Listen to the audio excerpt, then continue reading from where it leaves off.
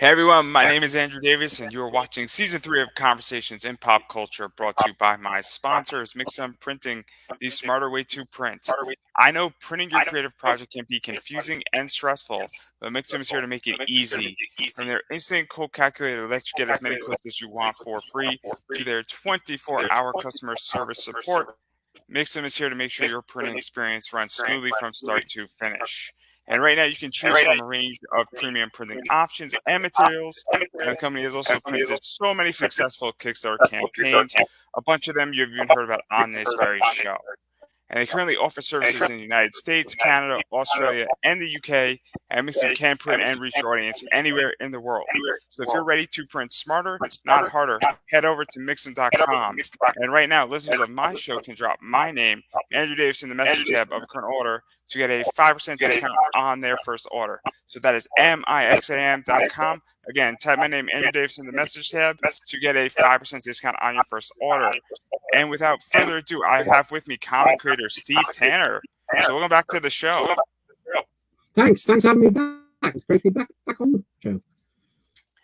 Yeah, no, there's a lot of stuff going on with you as of lately because the last time we spoke a lot about Time Bomb Comics and what you got going on, and you currently have a Kickstarter running with Rotted Under the Snow. But before we get into all of that, what is Time Bomb Comics and what type of comics you produce? Because you've been around for about 15 years now. Yeah, that's right. This is actually our 15th publishing year. So we started in 2007, and we publish kind of the comics we tend to publish. People say that they feel very British. But that's more by accident rather than design, I guess, because we're based in the UK. So we tend not to publish things. We don't publish kind of superhero comics. We tend to publish kind of adventure, science fiction, fantasy, those kind of comics, horror comics as well. And people seem to like the kind of stuff we do. It's we tend to kind of do stuff. We don't have released too many titles per year. The most 6 or 7 titles per year.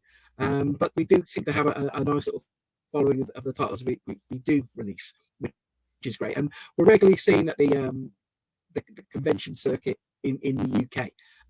And what's been kind of nice over the past couple of weeks is that all the shows have started up again after nothing happening for so long in the UK because of what's been happening with the lockdowns and the virus. So this year, it looks like it's been one of our busiest years, which is great because that ties in with our 15-year anniversary. So it's good to be busy this year. Yeah, let's talk a little bit about that because what is the UK scene like with comics? Because I'm in the US, a lot of my audience is in the US, and what is that scene like, especially with the con scene now reopening up? Well, the con scene in the UK is always very vibrant, but it's also constantly evolving. One of the nice things that I've seen since I've been publishing comics with Time Bomb is the shift in comics becoming more accessible to so many different types of people. I mean, when I first got into comics, and this is back in the 80s, and then started going to conventions in the 80s and 90s, it was very much a boys' club. You go to a con and you'd only really see male kind of creators and fans at the show. It's very unusual to see women creators and fans at these shows, and it was also unusual to see kind of creators who weren't males. And what's been interesting for me is seeing that shift. So now you go to a con in the UK, and it really is a huge kind of melting pot of diversity. And this is genuine diversity. This is not kind of the manufactured diversity. This is real people from all different kind of backgrounds and different cultures, all coming together to enjoy comics and create comics, which is how it should be. And certainly, over the past few years, there were a few shows that I went to, and in my row of tables where I was sat in the respective artist alley, I was the only male creator in that row. All the rest were female creators, which is a great kind of shift. It's great. And what's interesting is the type of comics that have been produced is very, very varied. So there's lots of things happening. There always seems to be something new. And as such, I always find it very exciting because there's always something fresh to discover. So I think we have the comic shops like we have like you have in the States, which still do predominantly sell American imported comics for the most part. In terms of like the newsstands, there's only probably really about half a dozen comics that are regularly published through the traditional newsstands, including 2000 AD, the Beano, which has been around since 1938, and a smattering of other kind of like comics that reprint Marvel and DC titles. A couple of comics have started coming on the newsstand recently. There's a regular magazine, a PUBG magazine, which started coming out over the past 18 months, and they've released a couple of specials. And Time Bomb was involved with the creation of one of those specials. So Time Bomb ended up on the newsstand being as one of those specials because they focused on the comics that we've been producing. But mainly the comics you get, a lot of the indie comics are available through shows, but also through crowdfunding, and mainly Kickstarter. Some people do use Indiegogo in the UK, but it is predominantly Kickstarter that people seem to use here. And that's something, again, which I've seen a big kind of upsurge in the amount of people that actively buy their comics through Kickstarter, and also kind of create their comics by using Kickstarter as a platform to do that. So there's a lot of things happening all the time. It's for such a small country, there's a lot going on. Yeah, and let's kind of even dive into some of that because you have a lot of different comics that have come out that you've done on Kickstarter and a variety of other things. And the first one I want to talk about is Flintlock because that's kind of one of your staples.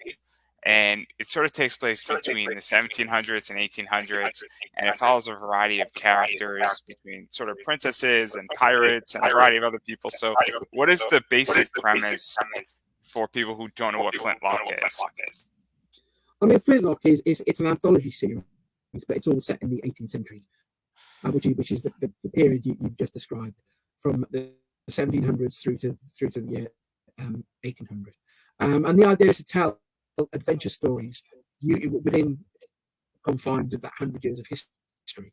And obviously, in that 100 years of history, a lot of very familiar kind of adventure tropes were happening because it was the age of piracy, it was the age of the highwayman. There were some monumental kind of things happening in world history in the 1700s. We had the French Revolution taking place. We had the War of Independence, of course. All those things happening within those 100 years. So it's a very rich kind of part of history to kind of explore and tell stories about. So it's a period which I've personally found very fascinating.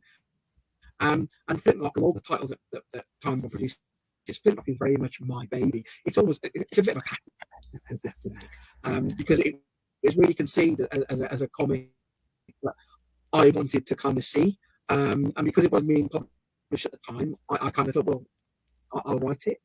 So I wrote all the different stories within Flintlock, but I work with a variety of different artists, and each of the individual stories are set in a different decade in the 18th century. So you have stories set in the 1730s, the 1780s, the 1770s. So they're all separate stories, but it all takes place in a shared timeline, a shared universe, if you like, but much, much smaller because it's just that 100 years of history. So you have kind of stories taking place maybe 5 or 6 decades after another story, which there are links. So some characters may actually kind of meet each other, but in other cases, the kind of links are a lot more subtle. So there'll there might be references just to events or characters from stories that happened 30, 40, 50 years ago, within that 100 years of history. And one of the other things I wanted to do with Flintlock, which has made it a little bit different from a lot of the comics that you tend to see, is that all the lead characters, almost all of them, are women. And it's looking then to the real history, because in real history there were female pirates, there were female highwaymen, there were female samurai. So it's using women as the leads for these types of characters who act and behave like they would have done in the 18th century. And because of that, it seems to have kind of garnered a really strong female readership following, which I think is great. Again, it wasn't something which was intended. It seems to be a happy byproduct of the type of stories that we're telling. And I think a lot of it goes back to the way that the women in the Flintlock stories are presented, because you can see from the covers that they're all presented in a way how they would have looked at the time. So you don't have you don't have the highwayman running around in high heels and skimpy clothing and all that kind of stuff. We don't do all that thing. She dresses exactly how she would have done at that time. And I think that seems to hit a chord as well. It seems to have resonated with a lot of the audience, especially the female audience, who constantly kind of see the way that women are presented in many comics, especially superhero comics and those kind of comics. It's almost these kind of like an ideal of what a 14-year-old boy thinks women look like, or how they behave. So it's kind of pushing against that, but still telling good adventure stories and entertaining adventure stories, because that's what it is. It's not about being preachy. It's about telling adventure stories within that setting. And even kind of the fact that the comics are presented in black and white rather than color. That's an intentional thing, because one of the inspirations for Flintlock are the weekly comics that were published in Britain in the 50s, 60s, and 70s, and almost all of them were featured mainly in black and white stories, and they had comics that were aimed at boys. They had humor comics that were for both boys and girls, and they had comics that were aimed just for girls, so the weekly girls comics, and then the weekly girls comics in particular always had adventure stories featuring these very strong female kind of characters. So it's a tip of the hat to those kind of comics as well from the past. So all those kind of influences have come together with Flintlock, and I mean it's found an audience, which is great. It's always great when a book finds an audience, especially when it's an indie book. Just to even talk about that. So to even talk a little bit about that, what is this like for you? Because you're giving a bunch of people an opportunity to sort of do some really cool books and do a lot of fun stuff. And 40 occasions, there's like 5 of them out there. And I don't know if everybody can hear that echo, but I don't know if it's on my laptop today. It's being difficult. We're just gonna have to deal with that. Yeah. So we can just switch back to this. Because clearly, I didn't catch that question because of the echo, I'm afraid. So what is this like? Really build out the entire thing with Flintlock, and it's 48 pages, and working with a lot of different creators on it. Because that's one of the cool things about that draws me to Flintlock. I mean, yeah, part of the kind of the fun of it is that you get to work with lots of different artists, which is great.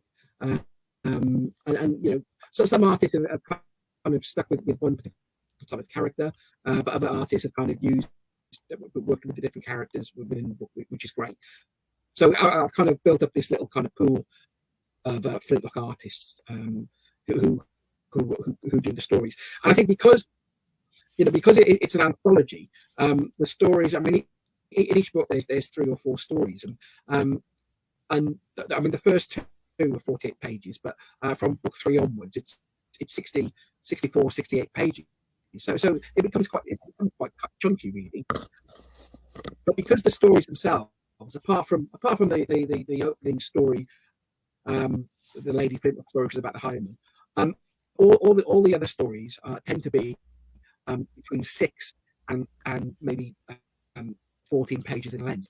So so it's manageable for different artists to actually do that and work that alongside any existing commitments they might have. So I think that's one of the nice things that has made it easier to work with multiple artists, because it's not as if they're tied to producing, 24 pages, 48 pages, 70 or whatever many pages constantly. It has that rotation, and it's just nice to have different art styles, I think.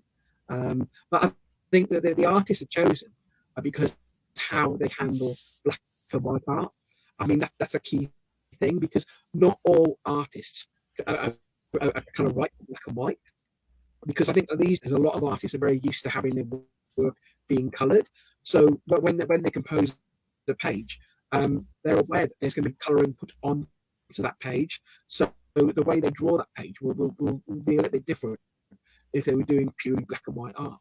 And I think when we're using artists who are very comfortable with drawing black and white, I think you get a different feel and different kind of scope to a book that would normally bring in then the talents of a colorist, to kind of to work on the line art and take it in a different direction. Yeah,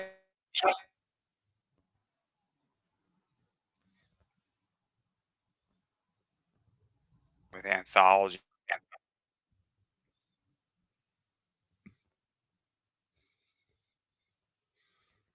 I'm cutting in and out, but so what is that like for you to also have shorter stories and have that working for you? Because it is something that's different. Well, I think writing shorter stories from from a writer is actually more of a challenge. It's actually more difficult to tell a really solid story in 6 pages than it is to tell a story in 24 pages, because the more pages you have, the more kind of flexibility you have. You can take your time more. But when you're writing a shorter story, 4 pages, 5 pages, 6 pages, every panel counts. Every panel has to kind of move the story forward in a way that provides, makes it enjoyable to the reader, provides clear storytelling, but also provides a beginning, a middle, and an end. One thing that I kind of don't really enjoy when I read comics myself, when I get a sense that comics are very decompressed, and I think we tend to have that a lot now, where you have comics which are basically written for the trade. So a story that might really only warrant 2 or 3 issues is expanded to 4, 5, or 6, just so that they meet the page count that's needed for the trade paperback. So I think you can tell that sometimes when you're reading the story, the way it's told, and the structure. So I think sometimes less is more with storytelling. And I think over the years, the comics that have really, really kind of impressed me have been ones which have made full use of the page count. Now, that could be the amount of panels on a page to tell a really engaging story. So, it may only be 24 pages, 28 pages, but it's a really good, solid read. But the other ones that really impress me are comics which tell a great story with with barely any pages. One of the most memorable comic stories I've ever written, sorry, but not written, I've read myself as a reader, was it's from an indie book, and it's from about maybe 10 years ago now, maybe even a bit longer. And it was a horror story, and it was a one-page horror story. Yeah. And the story was about, as you were reading the story, it was done on like a 9 panel grid. So the classic kind of layout. And as you're reading the story, by the end of the fourth or fifth panel in the story, you kind of realize that the character in the story could see you, the reader, and was aware of what you were doing, is aware that you're watching him. And then it became quite meta. And then the guy then slowly realized that if you turned the page, that would be the end of his life. He'd be gone. He'd be finished. So he was then begging you not to turn the page. So the final panel on the page was this guy begging you not to turn the page. Because if you did turn the page, that's it. He'd be killed. He'd be dead. You'd know more. So by the very act of the reader turning the page, that kind of closed off the story. And it was a wonderful, wonderful example of how to tell a brilliant, clever story in just a page. But the other thing that was really impressive about that story, it was a story that could only work as a comic. The type of story that was, there was no way you could adapt that successfully to another medium, because it all relied on the character on that page in the story realizing he was in a comic. The reader then engaging and realizing that the character realized it was a comic. Then also the fate of the character being dependent on the reader who was reading the comic. Very clever stuff. And that was just done in one page. So I think that's a really good example of how a short story can be more effective than a much, much longer story.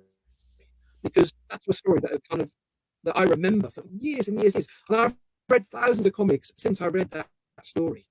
But that's one I will always remember. Yeah, to even go further into that, because one of the things that you do a lot of is you do a bunch of anthologies, and you do Bomb Scare, which is a big anthology, and a bunch of short stories, a little bit longer stories as well. And so, what is the story behind that? Because that's another one of Time Bomb's entire product lines, and there's three of them, if not four of them, at this point now that are out there. And so, talking about even anthologies and short stories and putting works out, and you've kickstarted all of this stuff too, which is even better. So, but people can pick this up on your website, and that's how I want to sort of let people know about it. I mean, Kickstarter, as I think it's made a huge difference in how comics can now be promoted, and marketed and sold. Um, I think it's been interesting to see how the Kickstarter platform has evolved over the past few years, and I think it will continue to evolve in quite fascinating ways. I think one of the things which it made a difference with how Time Bomb approaches Kickstarter is that we don't approach it as a all or nothing plea for funding, because before we started using Kickstarter, I mean, we only started using Kickstarter in 2015, so we'd already been publishing for 8 years before we turned to Kickstarter. Um, the thing is, all the books we do through Kickstarter, we know they will be published. So we use Kickstarter as a pre-order, purely and simple. So we use it to kind of directly connect with people who hopefully are interested in the books that we put out, and we can reach people globally, and have that direct connection, which is something which you can't achieve if you in your books through say Diamond. We have used Diamond, but we've decided we get a better response rate, better engagement, better success by actually going direct. And I think with Kickstarter, you can just really target the people that really want to read your books, and it's great to be able to kind of get in touch with backers and hear from backers, the people who've actually read your comic, and get that instant feedback on what they think. And that's a real ace to be able to play for any creator or publisher. And the way we do it with Time Bomb is that our targets are always quite low. And the reason the targets are quite low is because we don't need to make hundreds of thousands of dollars, because we know the books can be published anyway. All we're doing is being able to provide that opportunity for people to pre-order and actually get the book for less than if they bought it after it was published, either through our own website or from a show or through our distributor. The price that anyone pays for the book they get through Kickstarter will always be the best price they can find it for. And part of the reason for that is that we also then make sure that we'll try and add in at least one stretch goal, hopefully more. And so for some of our more popular lines, like like the Fiddler books and Brawler, and the last bombs, people actually get in, the backers of the campaign effectively end up getting the book which they originally backed for free, because we put so much extra kind of content into their packages, which in terms of value, it far exceeds the amount of their original pledge anyway. So it's a great way of saying thank you to the people who were good enough to kind of back and put their money down before the book is actually released. But we also then tend to try our best to ensure that any book that is funded through Kickstarter or pre-ordered is published at most within 2 months of the Kickstarter closing. So let's talk a little bit about this too, because I just funded on Kickstarter, and my goal was just to cover my expenditures for StreamYard and social media expenses, and that's why my goal was 750, because it's covering certain goals and the physical stuff that I'm pushing out, as well as my cost for StreamYard, and it's covering about 18 months out. And that was purposely because I'm not looking to make hundreds of thousands of dollars either. I'm looking just to break even because I have other methods of sponsorships, but sometimes sponsorships fall through. So that was my intention. I think that is a very different concept with Kickstarter, and people are using it as a business, because I'm almost using it like a pre-order form. And I think that's a really great way to use it. And I think really it's whatever works for you. But I think what's really important is if you're doing it in a way that it is a pre-order platform, is actually being quite transparent about the reason why you're doing that. I think that's just as important, because I think one of the key things about Kickstarter and the people who are successful with Kickstarter, and then these are the guys who've used it, for multiple campaigns, it's having that transparency with your backers throughout the project. So, and it doesn't necessarily, so keeping the backers informed. That's really important, especially on those instances where things suddenly, seem to get derailed.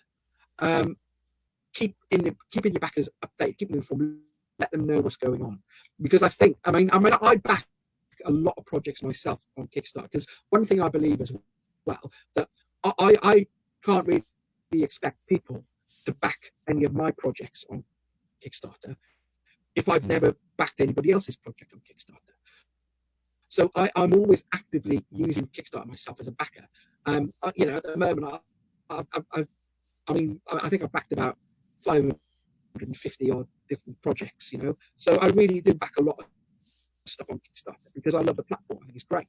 But what I find as the backer, what frustrates me is when months and months and months go by and you don't hear anything at all from the creator of that project. That's such a frustration, and I think that's something which if someone has used Kickstarter for the first time and they experience that, they'll never go back to Kickstarter again. And I don't mind a project being late as long as I'm told that it's late.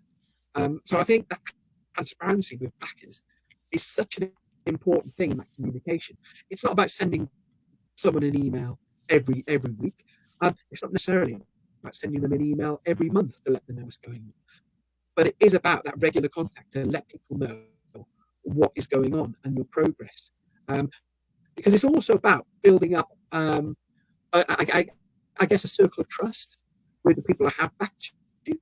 Because what you find is if you do multiple kind of campaigns, that you will get people coming back, familiar backers coming back and supporting you again. So every time you launch a new Kickstarter, because you fulfilled it in a fair way, because you've been communicative, and because they've been happy with what they received, they will come back. I said, the Rotten Under the Snow that's currently live now. That's my 19th campaign, but there's people on this campaign that have backed every single one of my previous campaigns. And so to have that kind of that trust from your audience, that's brilliant. That's absolutely fantastic. That's really meaningful. So it's about treating your backers with respect. That's one of the keys to kind of being successful on, I don't think, not just Kickstarter, but on any crowdfunding platform. Yeah, no, I agree complete. I can't speak. Wow, I agree completely with that. Where it's building trust, it's building, letting your backers know what's going on. And obviously, I'm in my first one, and I'm slowly fulfilling, but I'm keeping people updated, saying, "Hey, this is where we're at. I started fulfillment before I even got the money." And I'm just reminding people, say, "Hey, fill out your form, please," And then I'm keeping people, and that's where we're going. And as my physical rewards are starting to go out, and I need to order them, I say, "Hey, I just placed the orders. I'm running 2 weeks late. I'm running 3 weeks late," because I think people don't mind if a project's late, as you said, as long as you're saying, "Hey, there's a printing delay. There was a finance delay. The shipping, my person who's doing my mail cards went on vacation. They're a week out." So I think that's something that people really need, is saying, "Hey, this is where we're going." So I agree with everything you said on Kickstarter in that realm. This I mean, echo is not working well for me. I think it's a great platform. I really do. And what's interesting, because it took me a while to come around to it, because when I first originally heard about Kickstarter, this would have been about 2010, 2011, maybe. I was very anti Kickstarter because I just saw it as well. And this is just like begging, or this is just begging. And I remember I thought, I couldn't understand it. Why would you expect people to give you all this money in advance? What's all that about? It took me a while to kind of latch on and understand what it was all about. But as soon as the penny dropped, that was it. I thought, this is how it works. But more importantly, I realised this is how I could use it. And it's been a great tool. It really has. Yeah, no, I love Kickstarter. I liked it as a backer, and it has been a very cool experience as now somebody who ran their first campaign. And I'm the first person to admit that there's a million things that I could have done better on my first Kickstarter. But it's also, you have to start somewhere, and you have to jump into the pool. And I don't know people who back and listen to this show, because I have both people who are just backers and then people who run campaigns. And it is a very different entity being a backer than it is to be running a campaign. And so I have a new respect for everybody who runs a campaign at this point. I mean, the thing is as well, you learn from every campaign. Obviously, you learn most from your first campaign. You really do. But every single campaign you will learn something from. And no campaign is the same. So, from a creative perspective, every campaign is different. So you can never predict it. You can maybe kind of shuffle the cards so they're slightly in your favor, but ultimately you can never predict it. And that's kind of part of the fun of it, really. I really think it's so you learn a lot from every single one you do. But I think the other thing as well, which I think some people maybe don't take into account when they're running a campaign, is how you have to manage it really quite smartly for it to work. It's more than just kind of putting your page together, pressing the launch button, and hoping for the best. It really is a lot more involved than that.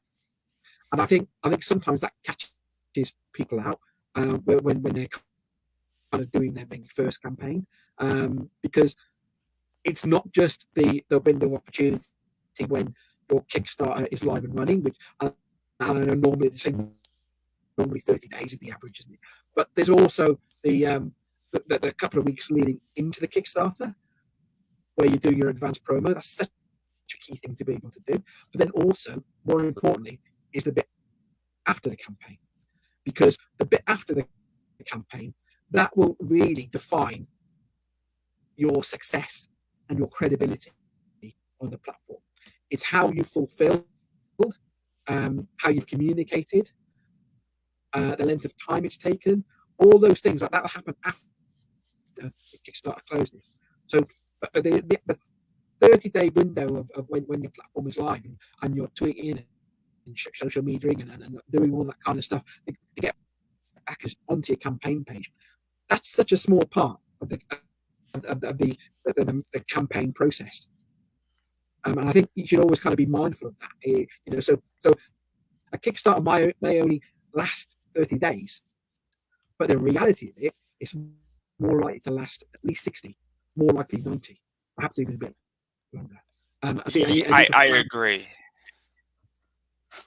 So one of the things that I'm launching another campaign, and there is strategy going into what I'm going to be doing for promos, when I'm launching, what day I'm launching.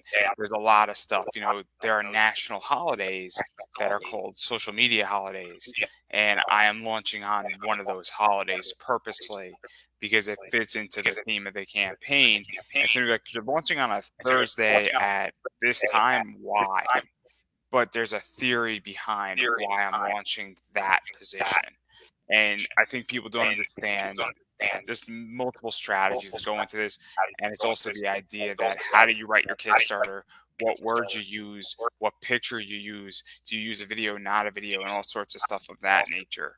So it's complicated. And that's the first thing I've learned on my Kickstarter is that I got notified legitly like 8 days before I was about to launch. And I got approved by Kickstarter, and then Christmas was coming. So with the entire podcast, I didn't have the luxury of as much promo time as I wanted. But I still got funded, but I hustled my ass off for it. Which is also the other thing that I think people don't understand is that you gotta hustle your ass off. Like you've seen people who their book isn't great, but they are everywhere and then they get funded. So that's something that people don't understand. So you got to go the distance sometimes. And I pushed my little podcast and I pushed it like a cart before me. And that's the reason why I got funded because I kept going every single day. Yeah, I think that's a key thing as well. It's not for the faint-hearted in terms of that in that regard. You've got to be prepared to promote. And there's a couple of times where I've had a conversation with people and they say, "Oh, I'm not sure because I don't want to kind of post about it every day because it'll upset some of my friends." Well, you know what? If your friends are the type of people that will get upset that you're trying to kind of promote your kind of your passion, your creative project, they're not get better friends. You know what I mean? Because you've got to promote. At the end of the day, with social media, anything you don't like, you can just scroll past. It's not a problem. So push, but use the groups. There's so many groups on certainly Facebook that you can kind of make use of, and they're quite happy to accept posts about Kickstarter projects and other crowdfunding campaigns. Make full use of those, but push stuff out. But what I would also do, and this may sound a little bit contradictory, but it's not, is don't spam. And what I mean by that is whenever you push something out, by all means, post every day, but don't post exactly the same thing every day. The only thing that should really be the same every day when you post is your link for your project. But other than that, have a slightly different wording, have a different piece of art, have a different something, have a different kind of description, something. So it's always fresh, but constantly do it. Don't worry about. So I have a system that I use where I go through a 4-day cycle in all the groups. So I'm part of about 70 groups. So I divide it by 4, 16, 15, 15, 16, essentially. So I'm posting only in 16 to 18 groups a day, but it's on a 3 or 4 day cycle, so I'm not completely there all the time. And I break it up purposely because a lot of people overlap in the groups, and that's what I do. And there's nothing wrong with that. Now you could post in all 70 groups with different things every single day, but I avoid spamming where I give the groups a little bit of breathing room to consume it and not piss off the admins. And that works for me because I'm still active, because after 3 days it gets buried with a bunch Yeah. of other posts and then it's fresh again, but it's the exact same wording. But it's Mm. fresh again, or I change the picture a little bit, and that works for me. And you can, however many groups you're at, or you can modify my strategy, but that helped tremendously. Yeah, I think so. I think that's a good one. And I think as well, I mean, certainly what I did, taking into account the different time zones around the world, because it's a global platform. So it's no good always posting at say 5 o'clock in the afternoon, UK time, because people might not see that in the States. And if you post at midnight UK time, you'll get very the UK interest, but you'll get maybe US interest or Canadian interest. So it's that regular posting, but also not posting at the same time. So structuring your kind of regular posts, so you're capturing the global audience at each of their individual peak times, and so it's factoring that into account. And you'll see anyway, although Kickstarter is global, you will notice that there's certain countries where you'll get more backers. So I mean, I live in the UK, so but usually about 50% of my backers are UK. Sometimes it drops to about 45%, maybe even 40, but it is still predominantly UK. The next big chunk is the US, followed then by Canada, Australia, and then countries across Europe. And of course, this is because the type of comics that I'm doing, it kind of appeal to the readers in those countries. So you identify who your audience are. I don't get I guess a handful of backers from a lot of the different European countries, and places like Thailand and the Philippines and Japan, but very little because the books I produce they're in English. So straight away there'll be people who won't be interested in what I'm doing simply because it's printed in a language that they may not necessarily be comfortable reading or able to read. In the same way, I mean, how many French text graphic novels have you bought or back this year? Probably very few, unless you can read French. Same with the Japanese stuff. It's only really the translated stuff that we tend to read. So it works the same way, but factor all this into your planning and your scheduling. So you're hitting the audience that would likely be interested in what you're producing at the right time for them to get their interest. Yeah, no, I agree, and I've sort of lived it, so I now understand it a lot more than I did before, and I'm launching another campaign a lot sooner than people realize, and I'm planning it out little by little on exactly what I'm going to be doing. But I do want to shift outside of the strategic side of Kickstarter, and I want to talk about your latest project that you're putting out there, which is Rotting Under the Snow. So, what is the basic premise of this comic? Because it's on Kickstarter, and you're doing pretty good with it lately. Yeah, it's a good. I mean, it's a great little project, and it's very much kind of a project which is kind of epitomizes a lot of what time is all about.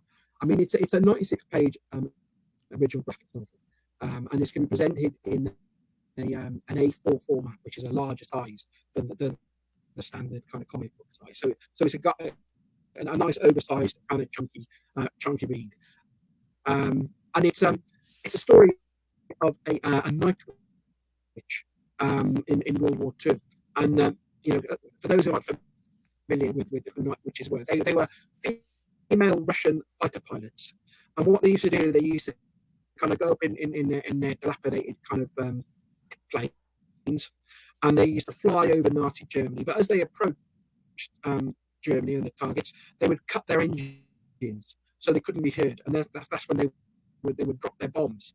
And then once their bombing raid had finished, then they would try and restart their engines to get home. And I say try because the aircraft they were using, they weren't the best maintained. So a lot of the time, they wouldn't be able to start their engines. And obviously, if you're that high up in the air and you've got a plane and the engine doesn't start, there's only going to be one eventual outcome to your flight. So they became known as the night witches because people couldn't hear them approach, but of course they would cause kind of destruction because the bombs that they've got. It's a fascinating story about the night witches. It's well worth kind of independently having a read about them and what they got up to in World War II. So the lead character in Rotten and Snow is a night witch, and it's a horror story. It's a horror story set in Leningrad. It features the story of a night witch and the horrors she encounters. And there's a touch of horror. There's also then a touch of science fiction there as well. It's very kind of cleverly done. The lead character is a night witch. The other lead character is also female. It's written. The story is written by a writer called Katie Cunningham, and Mike Bogdanovich is Eastern European, and he's the line art. The colouring has been done by Daniel Weber. The lettering has been done by a guy called Aaron Rackley. And these are all creators who are very, very talented, but it is the first time they've worked on anything more than a short story. So it's the first kind of long form kind of project they've worked on. So it came basically I pulled the creative team together because it originally started as an on spec pitch from KT. So it came in initially as a proposal, as a written proposal. I liked it so much that I decided I knew that I'd like to see it kind of realised as a finished book. And then went through our submissions kind of pile to find an artist which I thought would be suitable, and that's how I found Mike. And then we brought in Danielle and Aaron, and they've all been working together on this book. And it's a really nice piece of work. It's a really nice, solid piece of work. It's beautifully written. It's generally horrific in places, but it also treats the source material with respect.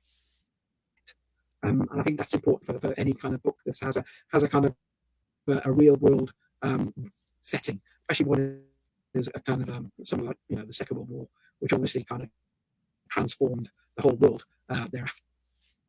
So yes, it's about just over halfway through its a pre-order window on the Kickstarter. I think there's 14 days left. It's just unlocked its second stretch goal, and hopefully it will be able to unlock a third one before it's done. And as with all our Kickstarters, every person that backs will get something extra at the end if all the stretch goals are unlocked. Hopefully they will. I'm hoping they will. But the plan is for every backer to receive something on top of the book that they backed for in the first place. So lovely to work with. Please, if you can, it'd be great. If you want to check it out, please do. Yeah, and let's even talk a little bit about this because this is obviously dealing with World War II. It's from a Russian perspective, not a U.S., not a UK position. And so what is that like? Because these stories don't get told in comics. I think there's only one other person I know who does a story sort of about Russian fighter pilots. And so what is that kind of like? Because it's hitting a niche that is not explored all that often. Well, kind of. It's an interesting one because, of course, because I'm coming from a British perspective here, and we've regularly had in the comics that have been published in the UK stories that actually feature characters who aren't the goodies as opposed to being the baddies. Um, so one of the kind of most fondly remembered um, comics of the 1970s was a weekly comic called Action, which didn't last too long because it ended up being banned because it was considered far too subversive for the British children of the 1970s. But it had a story in there called Hellman and the Force, which was about a story of a German tank commander. So it was war stories featuring the German tank commander as the hero, fighting the Allied troops. So that was the perspective of that story. So it's something which we've seen in the past in British comics, and I know it's kind of unusual. I know you normally have with war stories. It's stories of the GIs or the Marines or the Tommies and all that kind of stuff. It's the stories of the guys who won the war, but it's also I think the stories of the people who lost. Sometimes they can be far more interesting. I think because also I think if you're telling the story of um, someone who was on the losing side, you don't really then know how the story will end. You kind of know that if the story features kind of a heroic kind of Allied soldier, the chances are that the story will end with some kind of victory for that Allied soldier. Whereas if it's for the other side, as it were, then you're not really 100% sure how that story is going to end because it's not really an area you may be familiar with kind of reading about. But I think I think one of the things about Rotten Under the Snow is that what comes across as you're reading this story quite early on, it becomes less about the Russians and the fact that they're Russian, but more about the humanity involved. And one thing as well, about, regarding World War II, that the Russians were also fighting the Nazis as well. So the Russians were fighting the Germans, the Americans were fighting the Germans, and the British were fighting, and so many others were fighting the Germans.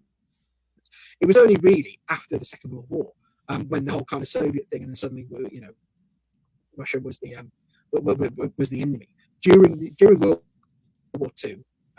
They were fighting the Nazis as well. So it's an interesting kind of setting because it is a setting that you don't normally see.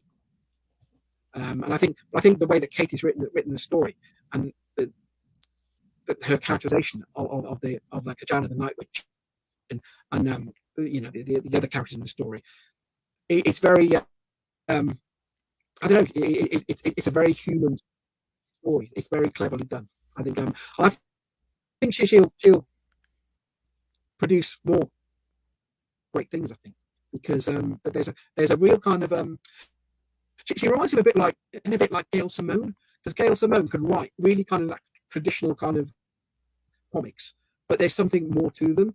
And I think sometimes it's because she's come out with a female perspective. And Katie, I think Katie's the same. So she can write stories which are real kind of like solid adventure stories, and this was a war story. But there's something else to it that I think perhaps a male writer couldn't have brought to that story, just because of the different perspectives. I think. No, I feel you on that in a lot of ways. So, and I get it completely where sometimes a woman writer can write a certain story a certain way that a male writer can't, and vice versa.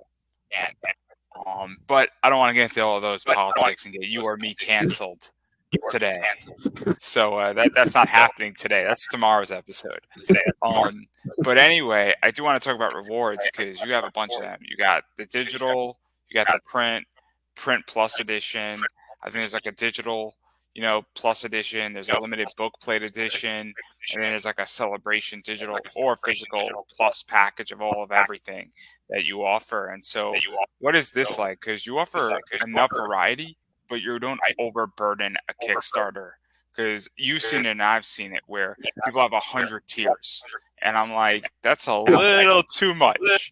Maybe one less and you'll be perfect. Yeah, I mean, I think that's. I mean, people like to have a bit of choice, And of course, the tiers that we have are pretty much based on the experience of the past of what I can see that people have responded to and have worked well. Um, so they always have this thing called a printed plus, and the idea behind the printed plus is that it doesn't cost much more than the actual basic book.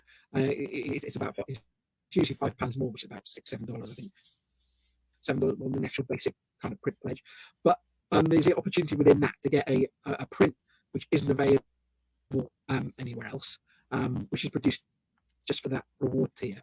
What we also do that every single other stretch goal that we may unlock will go into that reward tier automatically.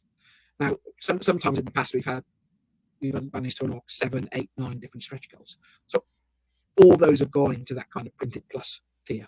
So it's a real kind of a great package. So basically, if someone wants to spend a little bit more than just that basic book, it's not too much more, because I think that's the thing. It's not gouging people for cash. It's saying, well, if you want to kind of just put in a little bit more, you'll potentially get a lot back.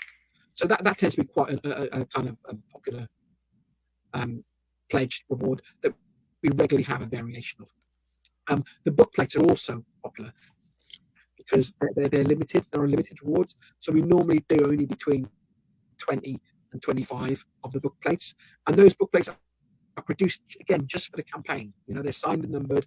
They're only available as part of the campaign. We don't have them anywhere else. So literally they're printed toward. I mean, to be honest, we get a couple more printing just in case things go missing and stuff. But they're printed. We don't sell them on. But for that, we automatically include a printed plus pledge anyway.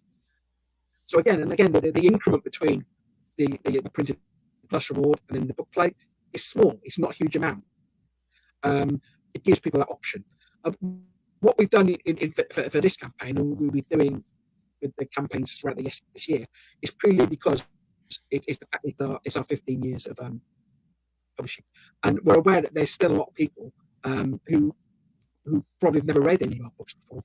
So the idea with the celebration package is that people who want to like the idea of Rotten Under the Snow, because it's complete. The celebration package includes another 6 books from the books we published in the past, all which we know people really like. So there's an opportunity to get 6, 7 books in one package, and they're all kind of either complete stories or they're the first part. So there's split off book 1 in there. There's the first border in there, and there's some other titles which are self-contained.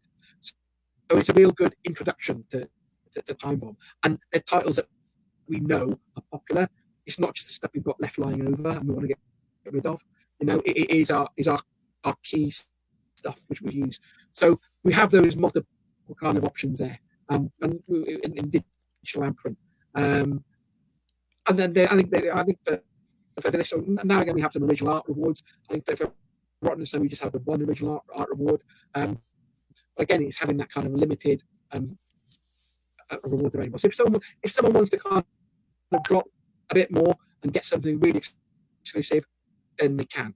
But I think I agree with you. It's not about just overloading the choice, because sometimes it's like and you think, where's this going to end? So we tend not to do things like, we very rarely do things like variant covers for that reason. The only book we do variant covers for is the Brawler book. We don't do variants for any of the other books we did, because with Brawler we only do one variant, and rather than having multiple ones, so we don't do it. We don't do any of some of the things. We don't bother with things like new covers and all that kind of crap. We don't bother with any of that crap. We just kind of, really what we want is people to read the book.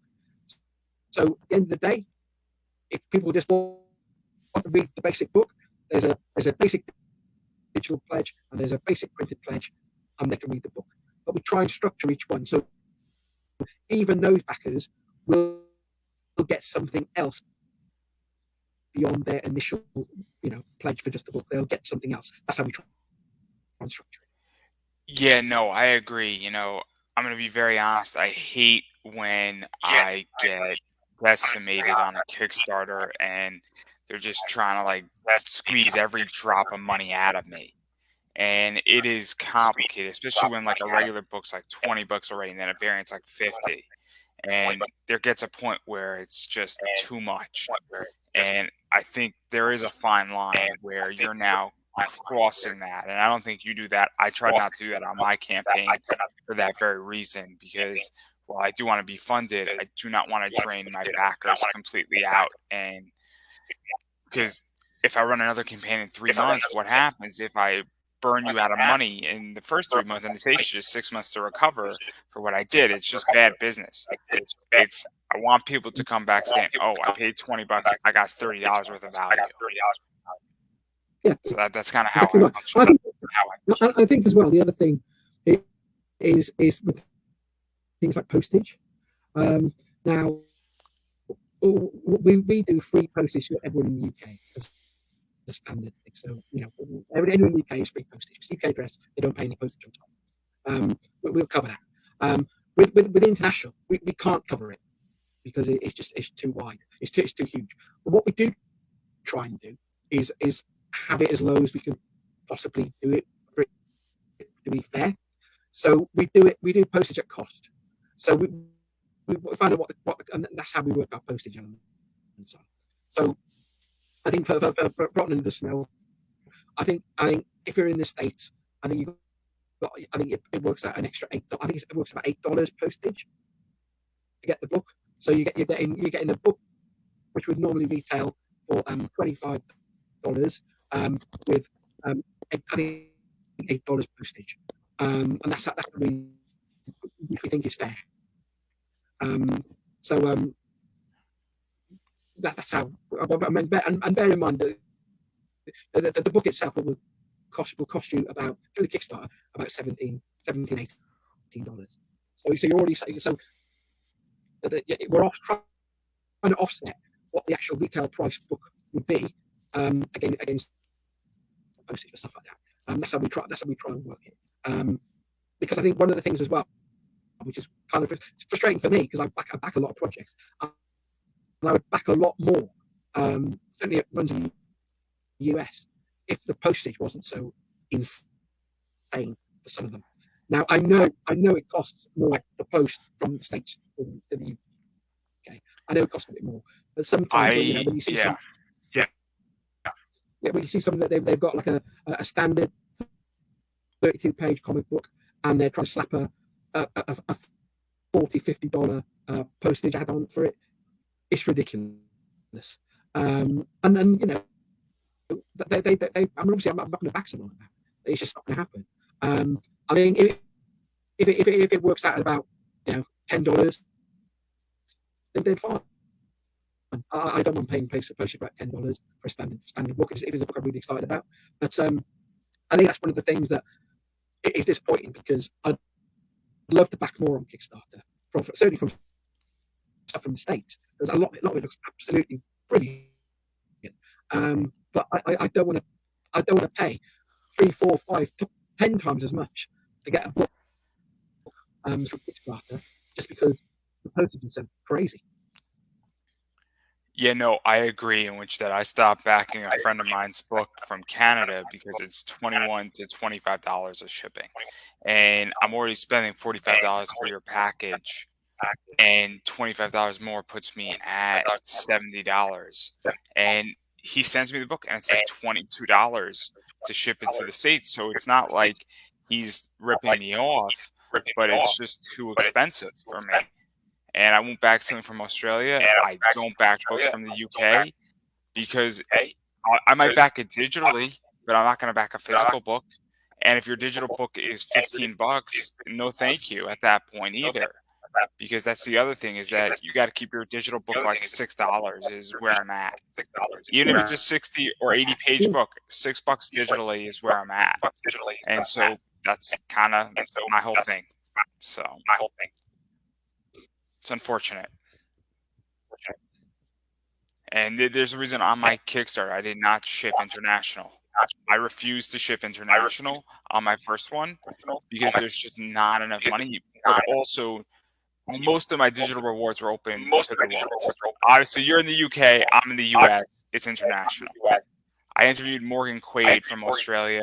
I have a few more people, I think, from Australia that are going to be coming on, and there's a lot more people coming around from all over the world. So I can do digital international because I could speak to anybody through Skype, StreamYard, Zoom in that fashion, but I'm not going to go send a postcard to the UK. It's just too expensive for me to do that. But I digress. So I do want to give you a chance to promote yourself because you got a lot going on with Time Bomb. You got the Kickstarter going on. You got a bunch of comics for sale.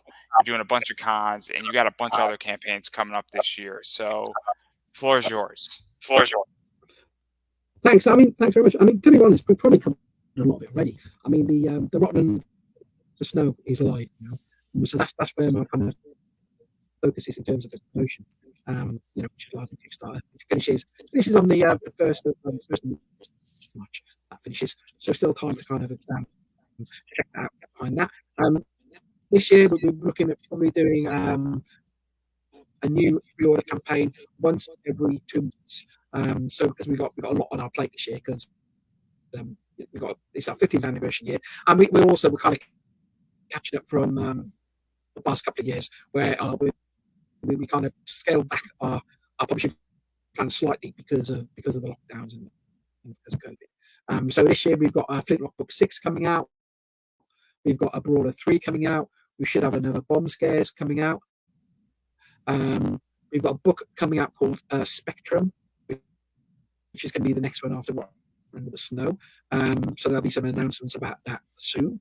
That'll be our first licensed title as well. I can't really say too much about it at the moment, but it's officially announced. I'm quite excited about that because it is, I've been thinking about doing a licensed title for a few years, but I wanted it to be, I didn't want it to be some kind of game that nobody's heard of, or a TV series that only lasted one season. I wanted it to be something that's known, and it is known. It's worldwide known. So I'm kind of looking forward to seeing how that's received when it's announced. And hopefully we should be announcing that, if not by the end of this month, certainly the early part of March. We got Harker, more Harker coming out. Harker is our crime series, which is in a really nice, again, 68-page format, full color, and each story is split across 2 volumes. So we've got part 2 of the Black Hound coming out later this year. The first Black Hound story, part 1, Harker Black Hound part 1, has literally just been published. It's being sent out to Kickstarter backers as I speak. So the fulfillment of that is underway. So that's in hand. We got lots of stuff going on. Shows are back, so looking forward to that. I'm off to Scotland at the start of April for the Glasgow Comic Con, and then over the course of then a year, I'm at London, I'm at Portsmouth, Bristol, Edinburgh, all over the Harrogate, all over the UK, where I'm doing some shows. I'm also doing some play past the UK, but I haven't really got to before.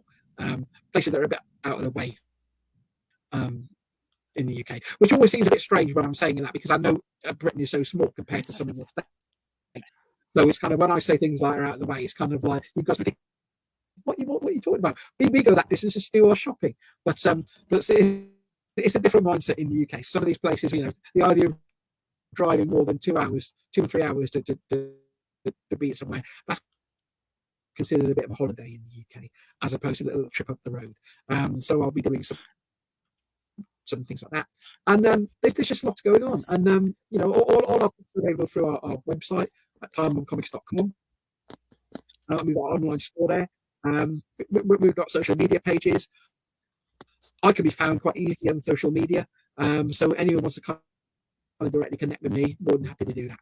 And of course, Time Bomb has an open submissions policy as well, so we're always happy to look at submissions that come in from outside. Rotten Under the Snow started as a commission that came, was an commission that came in. So the submissions door does work. All I would say, anyone who is interested in submitting something to read our submission guidelines, please. They're on the Tumblr website. They're very clear. They're very straightforward. Please read them. Please follow them. We get so many submissions every week. A huge percentage don't match our guidelines, so they're kind of deleted straight away. We don't even bother reading them. But please follow our guidelines. Then we'll read them. If we like them, we'll get back to you. Even if we don't like them, we'll get back to you and let you know the reason why, or maybe suggest other places which may be more interested in the kind of stuff that you're doing. But otherwise, just enjoy comics. Comics are great. Enjoy comics. They're brilliant. Yeah, and I'm just gonna add to that you have to support indie comics, everybody. And the way you do that is backing Kickstarters, buying independent comic creators, buying stuff off of websites, and backing Kickstarters, as already stated, because this is how more books get produced, more stories get produced, and stories continue, is through you, the customer support of said product. So that is very important. And then going further off of that, I get money's tight with people. I'm a little bit in that where my money's a bit tight, but I do share out as many projects as I possibly can because I do have a fan base and I recommend books and comics to people who are looking for new projects. So that's another thing that you should be doing. If you can't monetarily support a comic, you should be sharing it out because that's just as important. So I recommend everybody doing that. And that's kind of all I have to say on that point. So I'm going to give you the final word. Well, I think you could have really well. Supporting comics, and it is every like, every share. That's just as meaningful as someone actually spending money. It's probably more meaningful because it means that you're spreading news of that project far and wide. But also be kind. There's a lot going on in the world today. I know we've just come out of this pandemic and all that kind of stuff. We've come out of this really strange period in international politics and stuff, which is still going on. Just be kind. Enjoy comics. Enjoy each other. Really. Yeah, I don't think I could have said that better myself. And that is a wrap, everybody.